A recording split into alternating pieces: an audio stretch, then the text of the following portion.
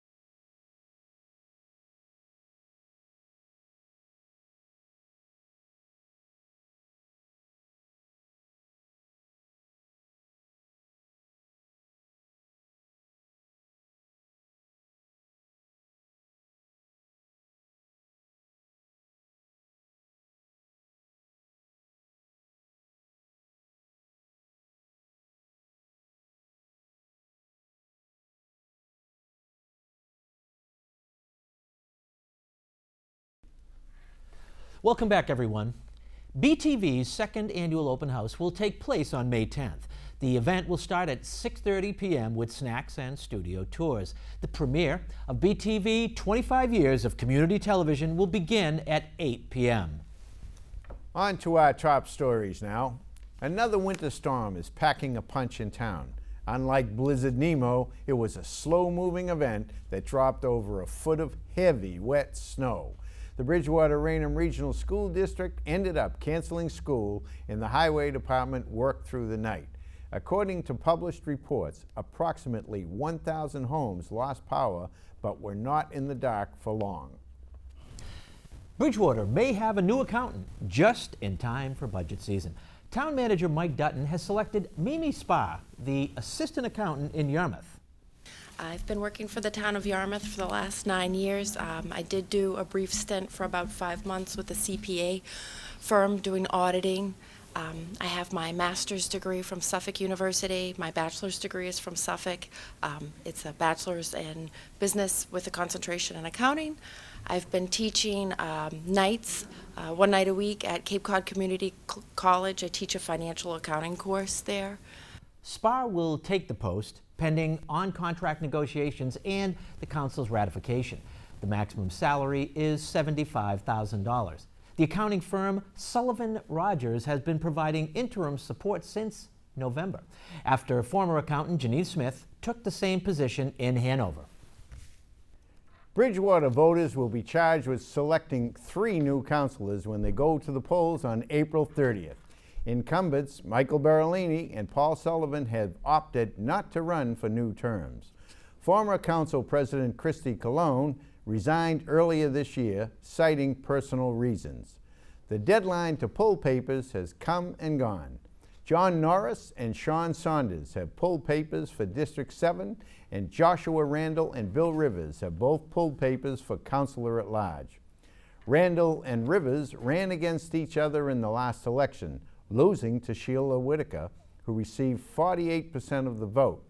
Rivers received 46%, and Randall had 6%. So far, none of these councilors have returned papers. Barring a write-in challenger, Kevin Perry will be the new District 4 councilor. Perry was the sole entrant to pull and return papers and would replace Cologne. For the third straight year, there were no takers in the race for school committee. Raynham passed on their opportunity to run last year, and this year Bridgewater residents said no thanks. Susan Prowandowski will retain her seat with no challenges. And finally, all three incumbents on the Board of Trustees for the library will run unchallenged. Local youngsters are taking on another popular Shakespearean play. Which means Reader's Theater is back in town. This week-long event provides students with a chance to practice their literacy skills. And as you'll see in this next report, most of the students are in elementary school. Out, you Spot! Out, I say! Who would have thought the king would have had so much blood on him? Macbeth is a story of power, ambition, and deceit. I will never give up, even if I must fight. Lay on Macduff. And while it's usually required reading in high school, there are some elementary school students spending their school break reading Shakespeare's play. Hand in hand, posters of the sea and land. Those who go 3 times to 9, 3 times to mine, 3 times again to make up 9. Peace, the charm is ready. The week-long program is called Reader's Theater and is geared towards teaching literacy. But one down, the sun has been off. We have lost the best half. Let's away and see how much is done. The program is sponsored by the Mel and Paula Shea Endowment and Charitable Trust. For Bridgewater This Week, I'm Alicia Fortin. You can see Macbeth in its entirety on BTV Channel 9, Sundays at 11 a.m., Mondays and Saturdays at 8 p.m. Well, I'm sure most of you, including myself, are sick of shoveling your driveways. But did you know you're also required to shovel the sidewalks in front of your house? A new measure will ensure this town bylaw and all others will be followed.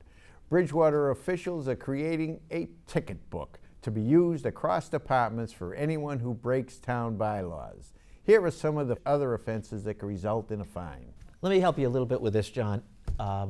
Non-stop dog barking, loose pets, clipping a wasteland habitat while mowing your lawn, dumping tires, failure to shovel the sidewalks in front of your house, placing a plastic A-frame sign in front of your home, connecting a sprinkler to the town's water supply or using a sprinkler during a water ban, making a fire at Lake Nipponicket, cutting down or damaging a tree on public property. Department heads will be creating detailed lists for each department and designating fines for first, second, and subsequent offenses. Prior to this ticket book, violators were either asked to stop, nicely, or taken to court at an expense to the town. The town council will vote on the measure in coming weeks. Well, you know, it's a very important topic. They got to take this up. They have to raise revenue. They got one way to do it. Raise revenue. There you And go. this is it, folks. Get ready, protect your pockets. The sequesters come in. Do not loose pets, loose pets. Red. It's certainly been a cold winter, and hopefully warmer weather is on its way. In the meantime, the Bridgewater Savings Bank is helping to heat homes across the town. Let's go to Ron Adams, who has more. To tell everybody also what makes up the Energy Assistance Program, which is a nonprofit organization for some 25 years now. Our major fundraiser is a great crew of guys and gals. They're playing a golf tournament every Friday, the day after Thanksgiving, no matter if it's rain, snow, wear a hat, that generates anywhere between $5,000 and $8,000 to the program. And along with the Businessmen Association and the great donation from Bridgewater Savings Bank, we're able to help families here in Bridgewater throughout the year. I'd be very remiss not to tell you the backbone of the entire program is a lady whose name is Kathy Hayes, who's the outreach worker for the self-help program. Is also part of the Energy Assistance Program. That's there at the, who's located at the Senior Center in Bridgewater. Just so that everyone can be alerted, her number, the outreach worker, Kathy Hayes, can be reached at 508-697-0929. Self-help funds are still available through the state, and when families here in Bridgewater that qualify exhaust their self-help program, it's when Energy Assistance steps in. It continues to keep the lights on and the heat on and wood in the stove for the rest of the year until the program begins again, and it's just been a cycle. So it's really worked well with everyone's help. You know, with respect to that discussion that Ron just had with Bridgewater Savings Bank, the Bridgewater Business Association is also a great part of that. They themselves have paid out over $60,000 within the last 5 years to citizens in Bridgewater that have needed assistance. So kudos to Bridgewater Savings Bank. They're a great giver in town. They obviously give a lot back. And even in this community of this type, there are people that need assistance. Absolutely. You know, you'd be amazed. Think about that. $60,000 in 5 years, that's a lot of money. But you know what? It's a great thing because it shows that the process does work. There are people out there willing to help out. So once again, kudos to Bridgewater Savings and the BBA for that matter. And now, socializing across generations. That's the goal of a new program at Bridgewater Raynham Regional High School. Bridgewater student Zach Ferretti reports. BR High School students have begun a new program which they hope will provide education and entertainment for the town's senior population. BR's Zach Ferretti gave us a tour. This event is the Senior Social, which is put on by the Bridgewater Raynham Regional High School students. We have Miss Archer and Miss Savoy over there, and they were the teachers that were running it. We are inviting all seniors to come down, and we're going to have various activities, such as today we had the making of the robots, which, as you can see, which is helped by the TJ Squared, which is a school-run club. Monday's inaugural Senior Social had a St. Patrick's Day theme, and right on cue, Charlie shared some stories from his days in Ireland. Students and seniors shared conversation, and the Robotics Club gave a lesson on building a mini-bot. Senior Socials are held on the second Monday of each month during the school year, beginning at 2:30 p.m. Registration is held in the BR cafeteria. The event is free, and all seniors are invited to attend. The BR students will be holding these meetups on a monthly basis. Great event for residents interested in spending time with those in the community. And over at the Cole Yeaton Senior Center was another festive event for seniors. The annual St. Patrick's Day luncheon featured a traditional Irish meal, Irish jigs, and a lot of laughter. Let's take a look. Put a chain around my neck and lead me anywhere. Oh, let me be teddy bear. Anyone else but me? Anyone else but me? No. Don't go walking down Lover's Lane with anyone else but me. Till I found my chin home. Stop and take a sword. Can you help me out a little bit? I want us all to go. Yee-haw! Can you do that for me? Let's try it together. Ready? That's good. Now let's put our hands together like it's a hold down. Here we go. Ready? No, they never no more will I play the wild rover. No, never no more.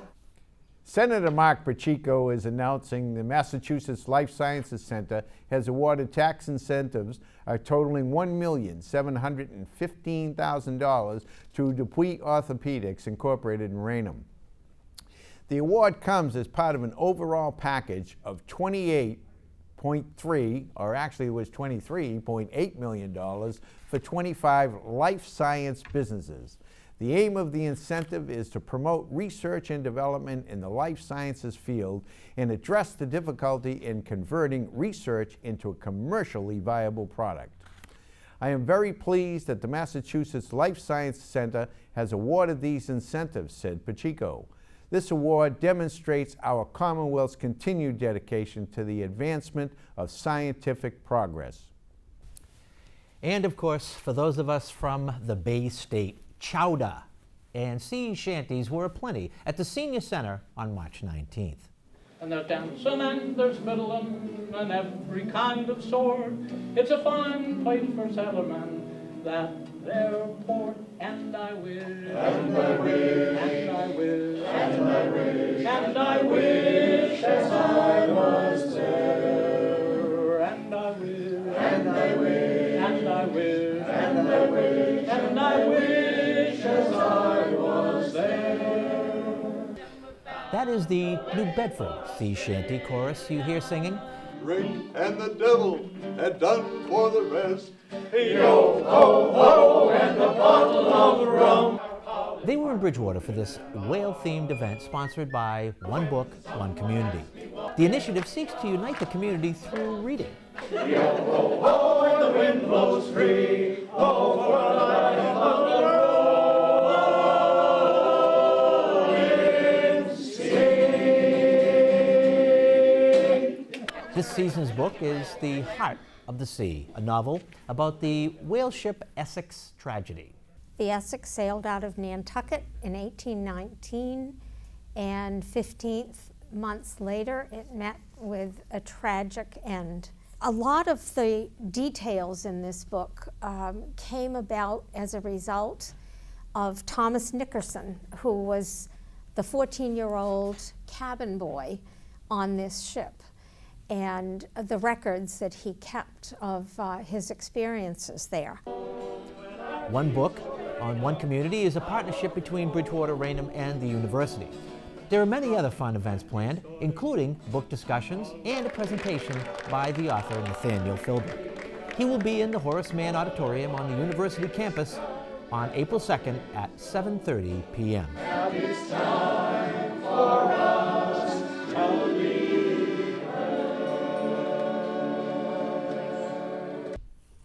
When we return, all new editions of the greatest show that BTV has ever put forward, Political Shtick, and that other show, Movie Time.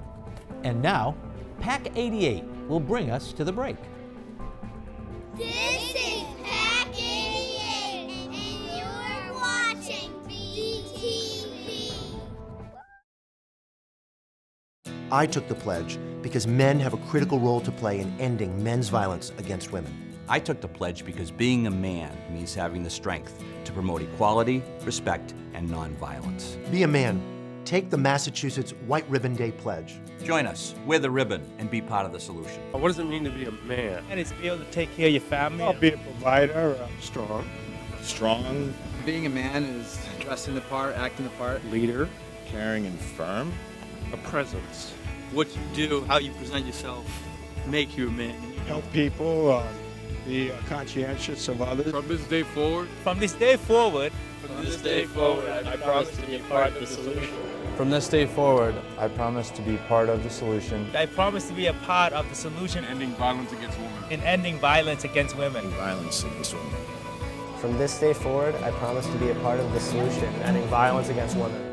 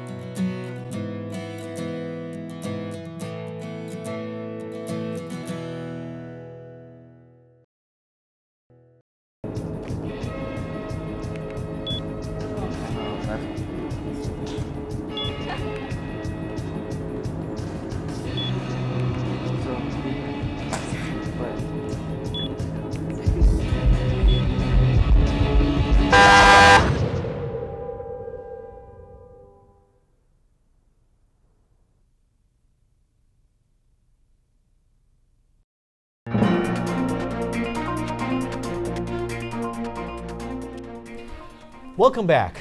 You know, if you're just tuning in, this is not a rerun of Cable 8 news. I'm very happy to be reuniting with many volunteers from years past for this special edition, including, of course, my longtime sidekick, John Myers. And it's a pleasure to be here with another one who's been around for forever, Nick. And since we're both here, we thought it would be nice to tape a long-awaited edition of that much-acclaimed show, Political Shtick. And here's a preview.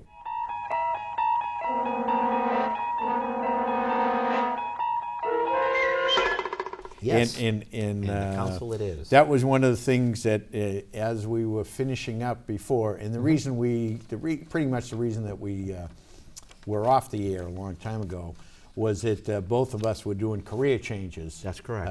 Which precluded us from taking the time or having the time to be able to do Political Shtick. That's right. So, and as we were exiting at that particular time, they were talking about the change from our regular open meeting town of government, open meeting forum town governments with selectmen, to going to a council form of government with a town manager. And so since we left, boy, yes, things have transpired. Yes, they have. And you know what? It was kind of interesting. One of the points that you and I made, and we both agreed with this, we both felt very strongly that the form of government best suited for this town was with a town meeting, selectmen, and at the time we had a town administrator form of government. It certainly needed tweaking. I don't think there's anyone that doesn't, agree with that. We certainly did. Our recommendation was to stick with the existing town government and not change it. Well, I personally think that we've been proven right because, we had a very ineffective town council, at the outset. As you can recall, and many of you certainly do, the amount of acrimony and divisiveness was just extraordinary. And nothing was getting done. And that's not what we needed. We needed decision making. And was that a learning curve for everybody involved, or was that a personality thing for everyone involved? There were a bunch of items that were coming up when it first started, and I believe there was a little bit of a mix of everything, because I think people on both sides misunderstood the management style, the town manager, what his responsibilities were, what was written out in the bylaw for that, what was in how that took place, but right, the charter. What could a town manager do? What could a council do? And I think there was this big power struggle going on right at the beginning, and people trying to say, okay, this is mine, this is yours. And when that happened, that faction, it just became so tough that that's when we first ended up with the court cases. And everybody, I believe, in town, you started to see a real split, and there was no coming together. It was you're either for the council or you're for the manager. Right. And I believe, this is my in recollection going back a few years ago, and it's really about 2 years ago, that it became, here's a real strong split. You're this way or you're this way. And we couldn't seem to breach that, to come together and act reasonably. Is the problem. Is that people couldn't come together and act reasonably and talk this out and try and work it out. So instead we ended up in court. Probably more times in court than this town has ever seen. No, and what a waste of money. Right, and it's one part of town government against the other part of town government. We were fighting ourselves in court. And, well, a lot of people got upset with that. A couple of things. First of all, what I think went wrong here was, and this is part of what we had discussed at that particular point in time, was that we were in a position in this town to really need stability at that particular point in time relative to funds and for decision making and leadership. And what did we get? We're going to change everything. So even if there was a learning curve, whatever the case may be, you had divisive people on that council that were posturing. We are going to legislate by court. For all intent and purposes. Anytime anybody had a complaint, it was going to go to an attorney. They literally had attorneys at the meetings, if you recall. Well, they had attorneys for attorneys. They did, and plus we have a very capable town council. We had 2 of them, as a matter of fact, at one point. And town attorneys, council. Yes. So it just didn't make any sense to me. And so here's what I would tell you. I would say, you know what? One of the things that we were told, among many things that I still and have trouble with relative to the this council form of government, this charter form of government, is we need to look at the fact that we're 2 years hence. This has been approximately 2 years of use in experiencing this town council, this charter. We have an opportunity right now with I believe it's through initiative petition, we can make a determination, have the town take a vote, and vote whether to go back to a selectman, whether it's a 3-member or a 5-member, that could be debated, Board of Selectmen, back to town meeting, which I think really fits this town. I mean, you and I, you especially, were certainly a big participant in town meeting. That edition will be broadcast in its entirety on BTV Channel 9.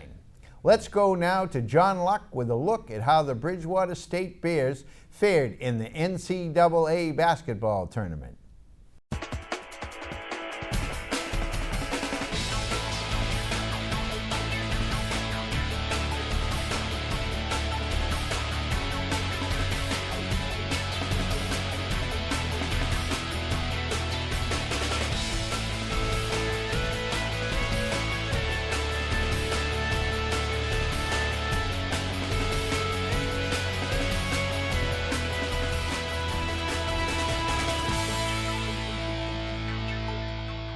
Bridgewater State's women's basketball team won their last tournament game 3 years before BTV even existed. That was back in 1985. They came into the NCAA tournament outscoring their opposition by an average of 14 points a game. The 11-game winning streak was snapped by the University of New England Nor'easter 67-58. Although Michaela Cosby had 20 points and Alicia Homage had 11, it was the three-point shooting that hurt them in the long run, as Lady Bears were 4 of 21 from three-point lands. Bridgewater State won the second most games in school history as they finished the 2012-2013 season at 23-4. Alicia Homage came back after missing most of last season to return as the team's number 2 scorer, averaging 13 points a game. That's only behind the 15 points a game put up by Michaela Cosby, who also averaged around 6 boards a game. She became the 15th 1,000-point scorer in team history. Cosby is now number 7 with 1,092 points. The men's team lost to Fitchburg State in the MassCat quarterfinals, knocking them out of tournament consideration. However, they did have some standout performance, leading off with Michael Loughnane, who averaged a double-double with 15 points a game and 10 boards. Meanwhile, senior Sean Yard averaged just under 13 points a game. Anthony Forts became the 27th member of the 1,000-point club when he hit a jumper against Framingham State. Forts finished his career with 1,088 points, good enough for 23rd on the team's all-time scoring list. The major issue for the team this season was the big leads that were for naught, including a 23-point lead against Framingham State. However, this issue goes back to the first game of the season, when the Bears were up on Plymouth State by 17 and eventually won the game by 6. Bridgewater State also had a lead of 32 points in the Corsairs of UMass Dartmouth. However, they only won by 12. 94-82 was the final. Coming up next time, an update on the baseball and softball teams who are in the Sunshine State. That's sports for this week. I'm John Luck. Time now for another great retro feature. Okay. A lot of people today use Rotten Tomatoes, but for us, it's Mark Macrina and Scott Johnson with another edition of Movie Time.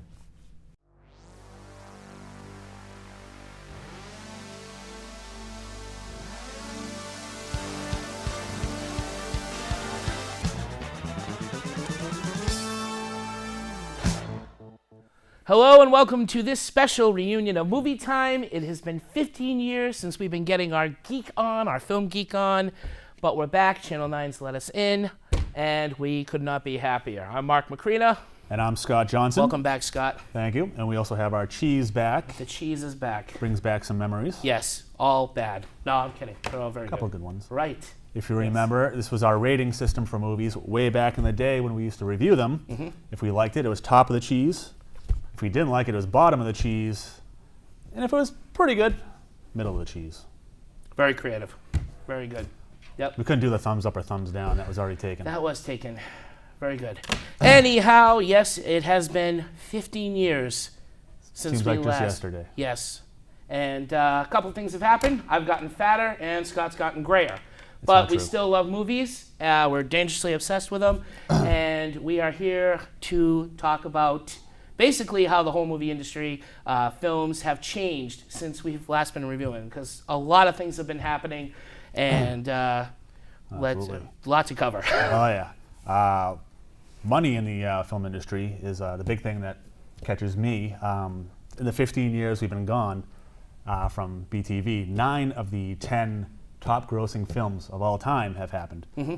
The only movie in the top 10 from when we were here is Titanic, which was made in '97. Right. Everything else was pretty much made after 2000, and all of them have made over $1 billion worldwide.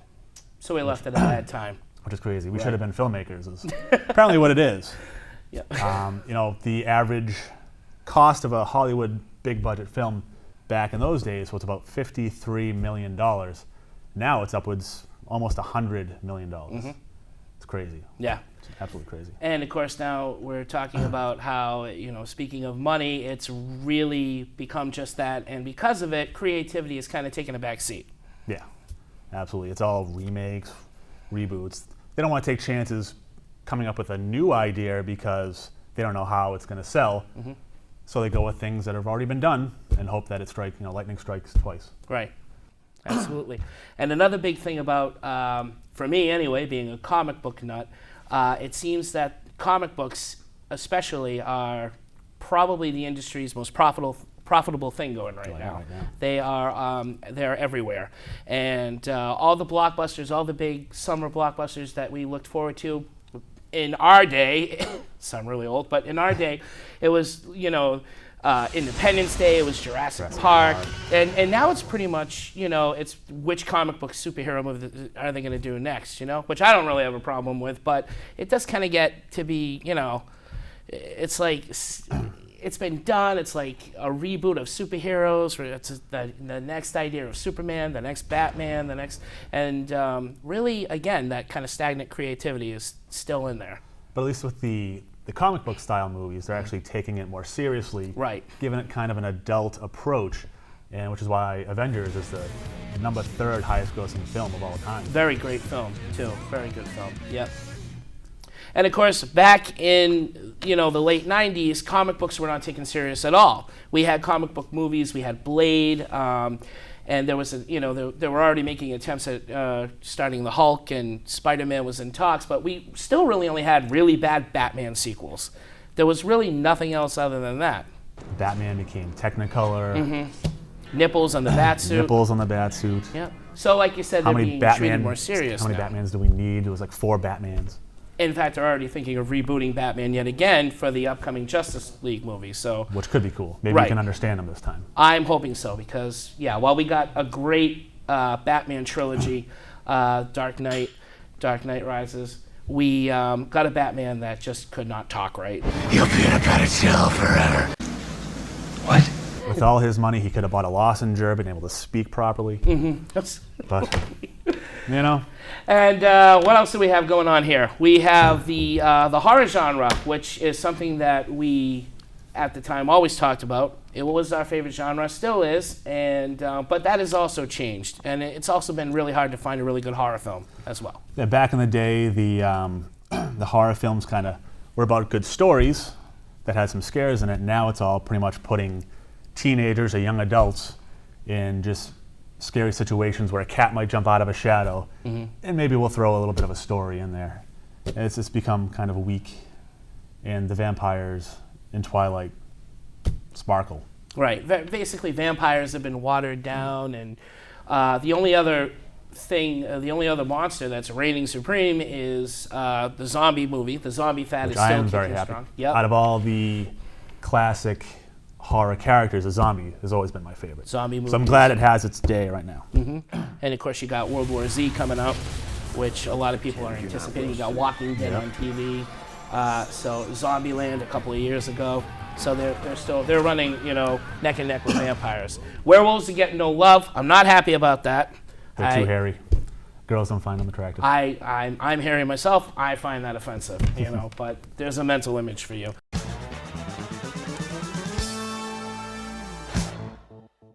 A lot has changed since the News Weenies were in the studio. Many have begun new and exciting journeys, like our next reporter. During the 90s, you knew her as Vanessa Cronin, now Vanessa Gobes. She has her own successful blog and was kind enough to share her latest post with us. Hi guys, it's Vanessa Gobes broadcasting to you from my kitchen in Winchester, Massachusetts, and this is Bringing Up Buddhas. Thank you so much for tuning in today. I am thinking about intention today. It's something that's often talked about in the media, and for good reason. It is a really great concept that can potentially change your life. And, a couple months ago, I came across this really cool website called intent.com. It was founded by Malika Chopra, who is Deepak Chopra's daughter.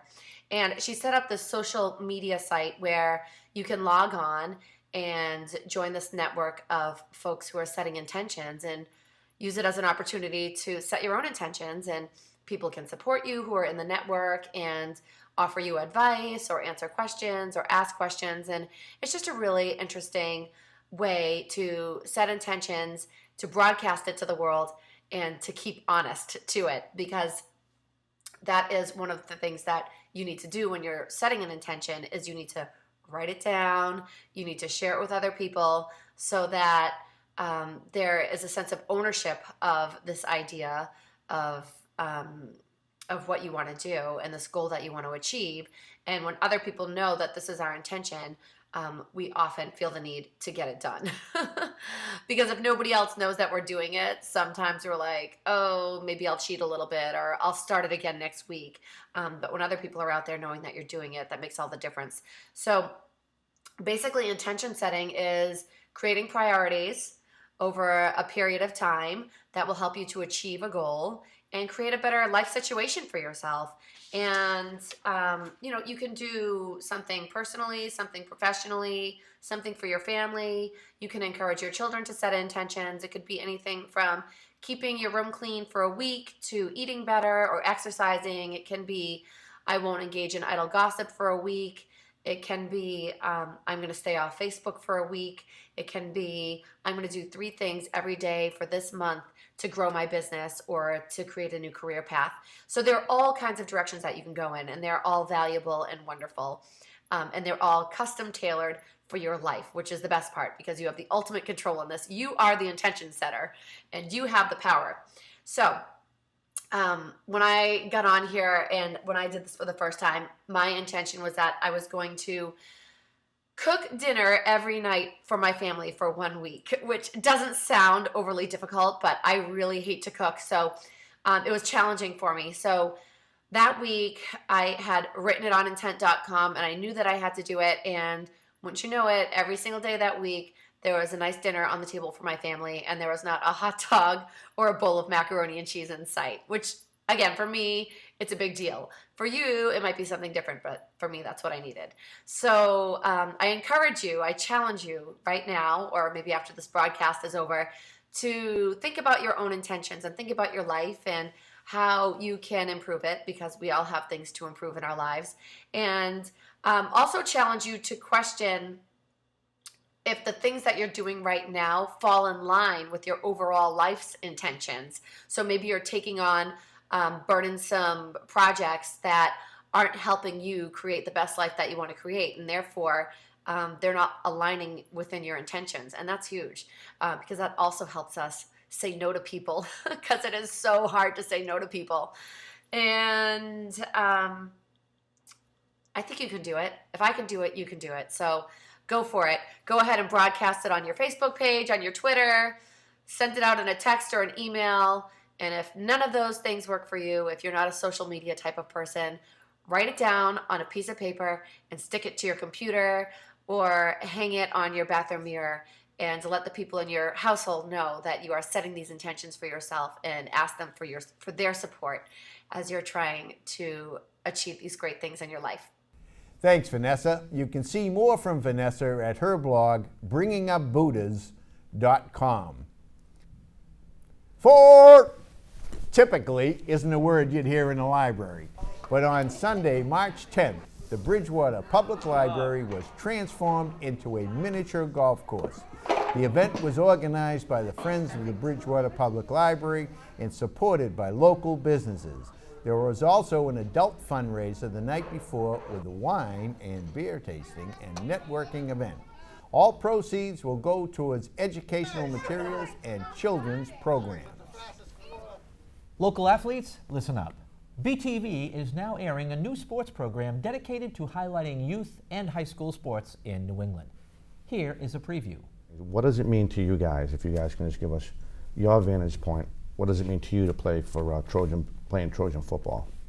I mean, you come through middle school and you always you look up to the Trojans and you see wow, I want to play for them, and it's just an honor. And then once you get up there, it's just it's everything you ever hoped it would be. It's real fun, good tradition.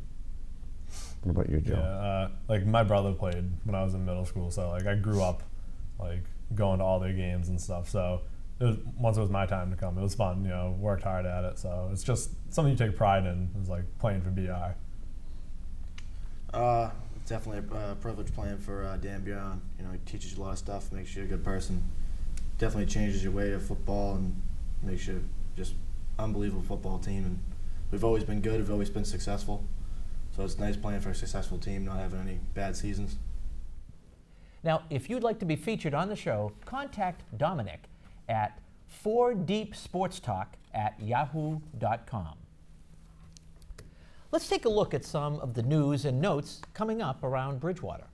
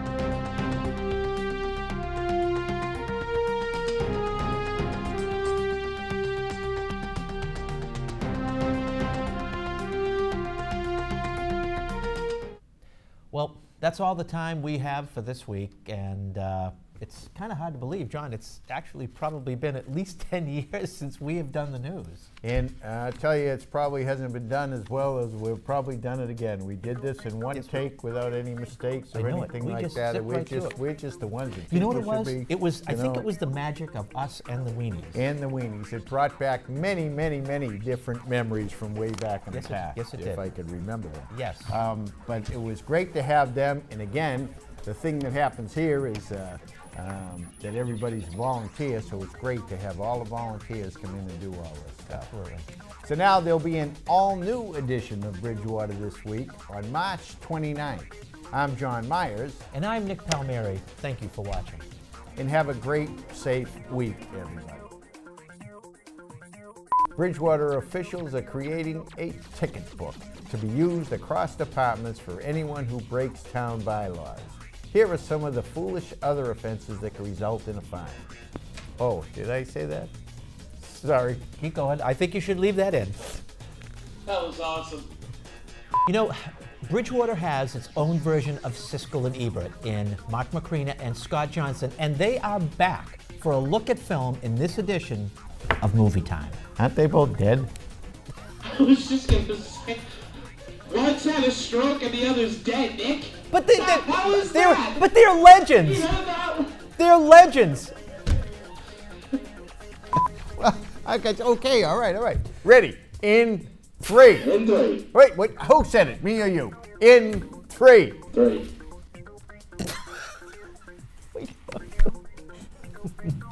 Go ahead. All right, go ahead. It's. I can't. I gotta go to a 3. 3.